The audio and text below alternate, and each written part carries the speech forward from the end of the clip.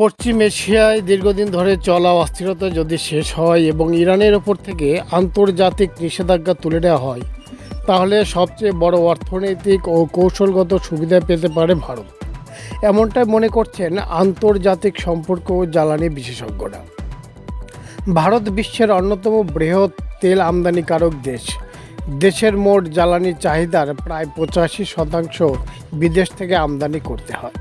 ফলে তেলের দাম, সরবরাহ এবং পরিবহন খরচ সবই ভারতের অর্থনীতিতে সরাসরি প্রভাব ফেলে। 2019 সালের আগে ইরান ছিল ভারতের অন্যতম প্রধান তেল সরবরাহকারী দেশ, কিন্তু মার্কিন নিষেধাজ্ঞার কারণে ভারত বাধ্য হয় ইরান থেকে তেল আমদানি বন্ধ করতে। যদি নিষেধাজ্ঞা উঠে যায়, তাহলে ভারত আবার কম দামে ইরানি তেল পেতে পারে। দীর্ঘমেয়াদে স্থিতিশীল সরবরাহ নিশ্চিত হবে। তেলের বাজারে ভারতের দর কষাকষির ক্ষমতা বাড়বে। ইরান থেকে ভারতের দূরত্ব তুলনামূলকভাবে কম, প্রায় 1000 থেকে 1500 কিলোমিটার সমুদ্রপথে নির্ভর করে রুটের উপরে। এর ফলে শিপিং খরচ কম, ডেলিভারি সময় কম, আন্তর্জাতিক তেলের দামের ওঠানামার প্রভাব কম পড়ে।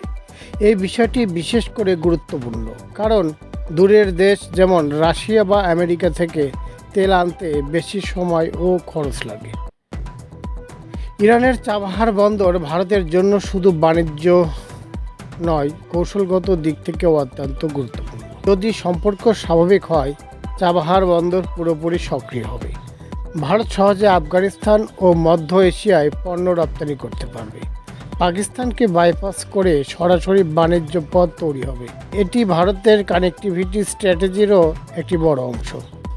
বর্তমানে ভারত রাশিয়া, ইরাক, সৌদি আরব সহ বিভিন্ন দেশ থেকে তেল আমদানি করছে, কিন্তু এই নির্ভরতা অনেক সময় ঝুঁকিপূর্ণ হয়ে ওঠে, যেমন যুদ্ধ, নিষেধাজ্ঞা, দাম বৃদ্ধি ইত্যাদি।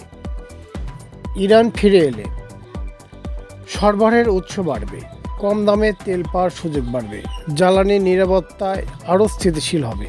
ইরান থেকে সস্তায় তেল পেলে পেট্রোল ডিজেলের দাম কমতে পারে, পরিবহন খরচ কমবে, মুদ্রাস্ফীতিও কমতে পারে। শিল্প ও উৎপাদন খাতে ইতিবাচক প্রভাব ফেলবে। অর্থাৎ সাধারণ মানুষ থেকে শুরু করে বড় শিল্প সব ক্ষেত্রে লাভ হতে পারে।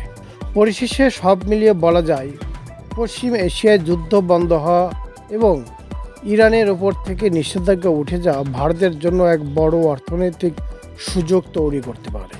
এটি শুধু সস্তা তেল পাওয়ার বিষয় নয়, বরং জ্বালানি নিরাপত্তা, কৌশলগত প্রভাব এবং আঞ্চলিক বাণিজ্যে ভারতের অবস্থান আরও শক্তিশালী করার সুযোগ।